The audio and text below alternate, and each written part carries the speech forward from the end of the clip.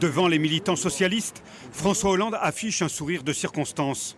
Mais à la tribune, l'ancien président de la République se montre grave. Dans son collimateur, la réforme des retraites voulue par son ancien ministre à qui il donne une leçon politique.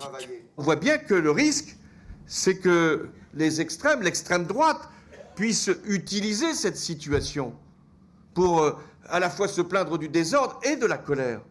C'est pourquoi à la crise sociale peut aussi s'ajouter une crise politique et tout doit être fait pour la prévenir. Après ses vœux, l'ancien secrétaire du PS revient au milieu des siens et ne peut éviter quelques gilets jaunes qui, à leur tour, lui font la leçon sur le thème de Macron au pouvoir, la faute à qui ?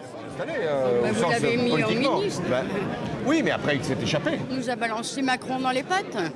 Il l'a fait quand même ministre, donc c'est lui qui lui a mis le pied à l'étrier.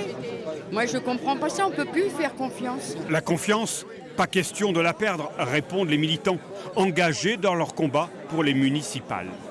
Ah, moi, j'y crois toujours, oui. Et oui, vous savez, comme je dis, je mourrai avec ma carte du parti dans la poche. N'empêche qu'à les entendre, en aparté, on sent bien que beaucoup doutent. Et ce doute est partagé par leur ancien chef de file.